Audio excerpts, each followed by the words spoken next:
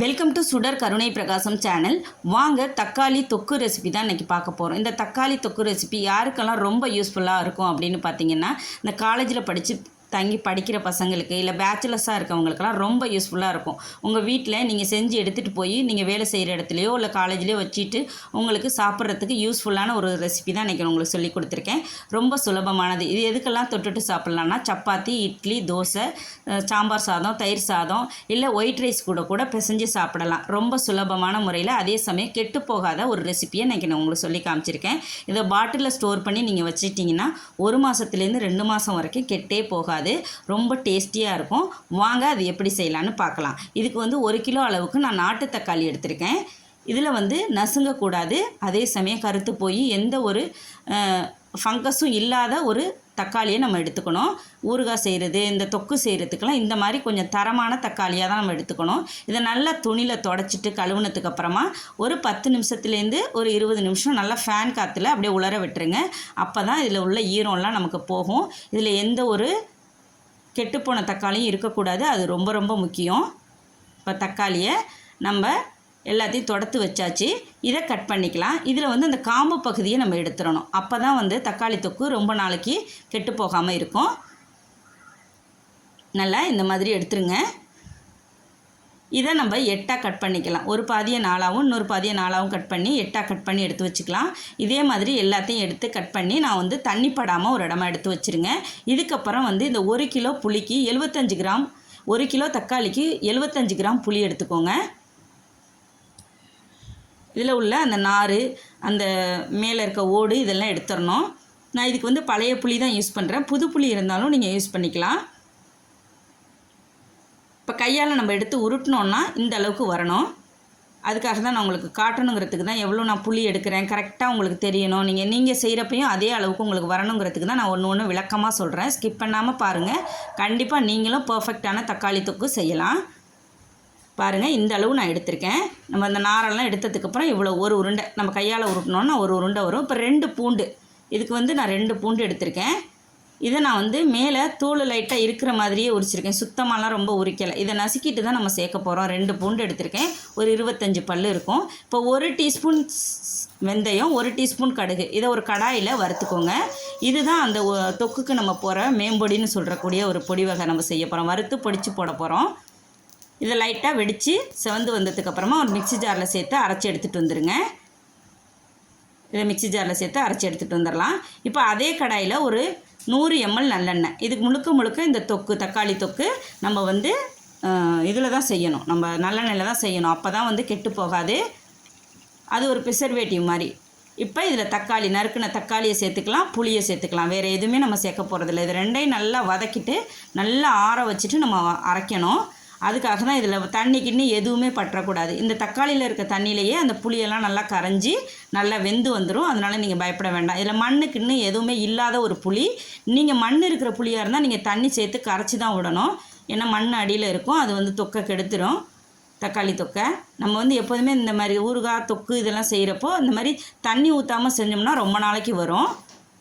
இப்போ இதை மூடி போட்டு ஒரு 5 நிமிஷம் வேக விடுங்க. அந்த மூடி போட்டு வேக வைக்கிறப்பையும் அந்த வேர்வை தண்ணி அதில் விழுந்துடாமல் பார்த்துக்கோங்க. வேர்வை தண்ணி அப்படியே வர்ற மாதிரி இருக்கப்போ மெதுவாக எடுத்து இந்தாண்ட வச்சுருங்க. அதுக்கப்புறம் நல்லா வதக்கி விடுங்க. இது கொஞ்சம் வதங்கணுங்கிறதுக்காக தான் நான் மூடி போட்டேன். மற்றபடி மூடி போடாமல் செய்கிறது ரொம்ப நல்லது. ஏன்னா அப்போ தான் வேர்வை தண்ணி விழுவாமல் இருக்கும். இப்போ நல்லா இந்த மாதிரி குழைவாக வேக வச்சுருங்க. இதை அந்த எண்ணெயிலே அந்த தண்ணியிலே அது வெந்துடும். இப்போ மறுதிருப்பி மூடி போட்டு லைட்டாக வதக்கி விட்டுருங்க. இந்த மாதிரி பாருங்கள், இப்போ நல்லா வதங்கிருச்சு. அந்த தோலில் உள்ள சதையெல்லாம் கயண்டு நல்லா கரைஞ்சி வந்துடணும். அந்த அளவுக்கு நல்லா வதங்கிடணும். இந்த மாதிரி வதங்கினதுக்கு அப்புறமா தான் இதை நல்லா ஆற வச்சிடணும். நல்லா ஆற வச்சுட்டு நீங்கள் ஹேண்ட் பிளெண்டர் வச்சுருந்தீங்கன்னா அதை வச்சு மசிச்சு விட்டுக்கலாம். இல்லை அப்படிங்கிற பட்சத்தில் நீங்கள் மிக்சி ஜாரில் போட்டு நல்லா ஆற வச்சினதுக்கு அப்புறமா தான் நீங்கள் ஒரு ஓட்டு, அதாவது நம்ம இப்போ எப்படி சட்னிக்கெல்லாம் அரைப்போமோ அந்த மாதிரி நல்லாவே அரைச்சிருங்க. அப்போ தான் தோலெல்லாம் நல்லா அரைஞ்சிரும். நம்ம சாப்பிட்றப்ப நல்லா வழுவழுன்னு இருக்கும். அதுக்கு தான் சொல்கிறேன். பாருங்கள், இப்போ இந்த மாதிரி நல்லா வதக்கி நம்ம ஆற விட்டுடலாம். நல்லா ஒரு 1/2 hour ஆற விட்டுட்டிங்கன்னா நல்லா ஆறிடும். அதுக்கப்புறம் மிக்சி ஜாரில் போட்டு நல்லா ஃபைன் பேஸ்ட்டாக நான் அரைச்சி எடுத்துகிட்டு வந்துடுறேன். இந்த மாதிரி அரைச்சி எடுத்துகிட்டு வந்தாச்சு. இதுக்கப்புறம் நம்ம தாளித்து இதை செய்ய போகிறோம். அந்த முறையும் நல்லா பார்த்துக்கோங்க. நான் செய்கிறபடியே நீங்கள் செய்யுங்க. கரெக்டாக நீங்களும் உங்களுக்கும் பர்ஃபெக்டான தக்காளி தொக்கு உங்களுக்கு கிடைக்கும். இப்போ ஒரு கடாயில் ஒரு 150 ml நல்லெண்ணெய் விட்டுருக்கோம். ஏற்கனவே 100 ml விட்டுருக்கோம். இப்போ 150 ml விட்டு நல்லா சூடானதுக்கு அப்புறமா கடுகு சேர்த்துக்கோங்க. கடுகு வந்து 1.25 டீஸ்பூன் கடுகு, நல்ல பெரிய கடுகாக சேர்த்துக்கோங்க. இந்த மாதிரி தொக்குக்கெல்லாம் அதுதான் நல்லாயிருக்கும். இப்போ காஞ்ச மிளகாய் 4, கருவேப்பிலை, ஒரு 1/2 டீஸ்பூன் பெருங்காயத்தூள் சேர்த்துக்கோங்க. எல்லாம் பொரிகிறப்ப வந்து சூடு வந்து அடுப்பு வந்து மீடியம் ஃப்ளேமில் வச்சுக்கோங்க. ரொம்ப ஹையில் வச்சுருக்காதீங்க, இப்போ கரிஞ்சு போயிடும். இப்போ நம்ம 2 பூண்டு பல், 2 பூண்டு, பெரிய பூண்டு எடுத்து உரித்து வச்சுருந்தோம்ல, அதை எல்லா பூண்டையும் நம்ம வந்து நசுக்கிக்கணும். நசுக்கி இந்த மாதிரி சேர்த்துக்கோங்க. அரைக்கெல்லாம் கூடாது. இந்த மாதிரி நசுக்கி சேர்க்குறப்ப தான் நல்லாயிருக்கும். இந்த நான் போட்டிருக்க தாளிப்பு நீங்கள் கரெக்டாக போடுங்க. அப்போ தான் வந்து ஃப்ளேவர் நல்லாயிருக்கும். இந்த பூண்டு, இந்த வரமிளகாய் இதெல்லாம் வந்து கண்டிப்பாக போடணும். இப்போ நம்ம இடித்து வச்ச கடுகு, வெந்தய பொடியை சேர்த்துக்கலாம். மஞ்சத்தூள் 1 டீஸ்பூன், மிளகாத்தூள் 2 டேபிள் ஸ்பூன் சேர்த்துருக்கேன். எனக்கு காரம் ஒரு கிலோ மிளகாத்தூள், 1 கிலோ தக்காளிக்கு 2 டேபிள் ஸ்பூன் கரெக்டாக இருந்துச்சு. உங்களுக்கு பத்தலைன்னா நீங்கள் அதிகமாக சேர்த்துக்கலாம். நான் ஏன்னா குழந்தைங்களுக்கெல்லாம் கொடுக்கணும் அப்படிங்கிற பட்சத்தில் நான் கொஞ்சம் மீடியமான காரம் இருக்க மாதிரி தான் வச்சுருக்கேன்.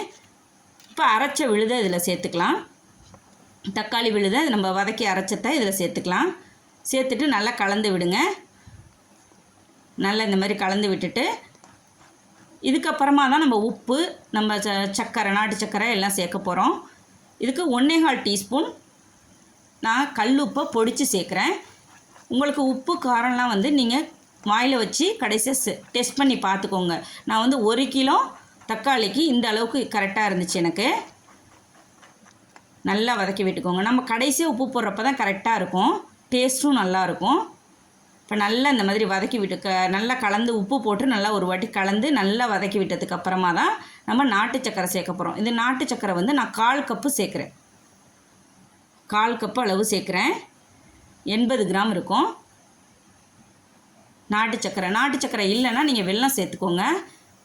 ஜீனி மட்டும் சேர்த்துற வேண்டாம். வெல்லம் இல்லைன்னா நாட்டு சக்கரை, 2ல் ஏதாவது ஒன்று சேர்த்துக்கோங்க. நல்லாவே இருக்கும். இப்போ நல்லா அந்த சக்கரை சேர்த்ததுக்கப்புறம், நாட்டு சக்கரை சேர்த்ததுக்கப்புறம் அதில் உள்ள எண்ணெயெல்லாம் மேலே வர ஆரம்பிக்கும். இந்த டைமு நீங்கள் வந்து அடுப்பை வந்து மீடியம் ஃப்ளேமில் வச்சுக்கோங்க. இல்லைன்னா மேலே தொப்புன்னு எங்கே பார்த்தாலும் தெரித்து கிச்சனெல்லாம் அப்படியே டாட்டாக ஆகிடும். கையில் படுறதுக்கும் வாய்ப்பு இருக்குது. அதனால் மீடியம் ஃப்ளேமில் வச்சுட்டு நல்லா கலந்து கொடுத்துக்கிட்டே இருங்க. அதில் எண்ணெய் பிரிஞ்சு வரும். அதில் மேலே வந்து எண்ணெய் மிதக்கணும். இதை இறக்கி ஆற வச்சதுக்கப்புறம் நல்ல எண்ணெய் மிதக்கும்.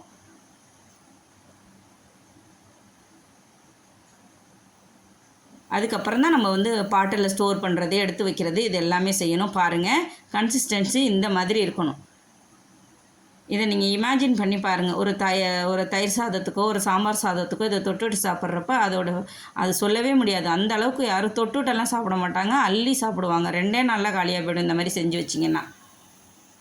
நல்லா இந்த மாதிரி கலந்து கொடுத்துட்டு நல்லா எண்ணெய் பிரிஞ்சு வரும். அந்த ஸ்டேஜ் நான் வர்ற வரைக்கும், அதனால தான் நான் வந்து ஸ்கிப் பண்ணாமல் காட்டியிருக்கேன். ஏன்னா நீங்கள் செய்கிறப்போ உங்களுக்கும் அது வந்து புரியணும், இல்லைன்னு எதுவுமே நம்ம வந்து மாற்றி காட்டிடக்கூடாதுன்னு அதை நான் ஸ்கிப் பண்ணாமல் காட்டியிருக்கேன். எண்ணெய் பிரிஞ்சு பாருங்கள், இப்போ இந்த மாதிரி வருது. இந்த மாதிரி வந்ததுக்கப்புறம் தான் நம்ம வந்து அடுப்பை ஆஃப் பண்ணணும். இதை நல்லா ஆற வச்சதுக்கப்புறம் இன்னுமே எண்ணெய் மேலே வந்துடும். நல்லா கலந்து கொடுங்க.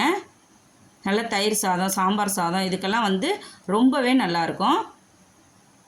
நல்லா கிளறி கொடுத்துட்டு நல்லா வந்து அடுப்பை மீடியம் ஃப்ளேம்லேயே இல்லைன்னா சிம்லேயே வச்சுட்டு நீங்கள் விட்டுட்டிங்கன்னா அது நல்லா இன்னுமே நல்லா சுருண்டு வந்துடும். இது ரொம்ப சீக்கிரமே செஞ்சிடலாம், ரொம்ப நேரம் எடுக்காது. நம்ம வந்து குவான்டிட்டி அதிகமாக செய்கிறப்ப ரொம்ப நேரம் எடுக்கும். நம்ம 1 கிலோ தான் அப்படிங்கிறப்போ ஒரு 1/2 ஹவர்லேயே செஞ்சு முடிச்சிடலாம் இந்த தக்காளி தொக்கு. அதுவும் இந்த பூண்டு, இந்த தாளிப்பெல்லாம் நம்ம இதே மாதிரி செய்யுங்க, கண்டிப்பாக ஃப்ளேவர் நல்லாயிருக்கும். புளி நான் சொன்ன அளவுக்கு போடுங்க, அதுக்கு மேலே வேண்டாம். இப்போ நல்லா பிரிஞ்சு வந்துட்டு எண்ணெய். இப்போ நம்ம இன்னொரு பவுலில் ட்ரான்ஸ்ஃபர் பண்ணிக்கலாம். இதை நல்லா ஆற வச்சுட்டு ஒரு ஏர்டைட்டான பாட்டிலில் நம்ம ஸ்டோர் பண்ணி வச்சிட்டோன்னா கண்டிப்பாக கெட்டே போகாது. கைப்படாமல் நீங்கள் எடுத்து சாப்பிட்டிங்கன்னா மேலே வந்து அந்த பாட்டிலில் எங்கேயுமே ஈரமோ தண்ணியோ பற்றாமல் நீங்கள் எடுக்கும்போது தான் அது வந்து கெட்டு போகாது. உள்ளார தண்ணி கிண்ணி பட்டுட்டுனா கெட்டு போக வாய்ப்பு இருக்குது. நான் அதையும் சொல்லிடுறேன். இது நல்ல ஒரு தயிர் சாதம் இல்லை சாம்பார் சாதத்துக்கெல்லாம் தொட்டுட்டு சாப்பிட்றப்ப ரொம்ப ரொம்ப ரொம்ப சூப்பராக இருக்கும். நீங்கள் ட்ரை பண்ணி பாருங்கள். உங்கள் குழந்தைங்களுக்கு யாருக்காவது நீங்கள் வெளிநாடுகளில் அனுப்பணும்னு நினச்சிங்கன்னா அனுப்பி விடுங்க. இது வந்து என் சப்ஸ்கிரைபரில் ஒருத்தவங்க கேட்டிருந்தாங்க, தக்காளி தொக்கு எனக்கு செஞ்சு காமிங்க அப்படின்னு சொல்லி கேட்டிருந்தாங்க. அவங்களுக்காக தான் இந்த ரெசிபி நான் செஞ்சேன். உங்களுக்கு ரொம்ப பிடிக்கும்னு நினைக்கிறேன். உங்களுக்கு யூஸ்ஃபுல்லான ரெசிபிஸ் தான் நான் என்னோடய சேனலில் கொடுத்துட்ருக்கேன். உங்களுக்கு பிடிச்சிருந்துச்சுன்னா சுடர் கருணை பிரகாசம் சேனலுக்கு சப்ஸ்கிரைப் பண்ணுங்கள், லைக் பண்ணுங்கள், ஷேர் பண்ணுங்கள், கமெண்ட் பண்ணுங்கள். எப்போதும் போல உங்கள் சப்போர்ட் கொடுத்துட்டே இருங்க. நன்றி, வணக்கம்.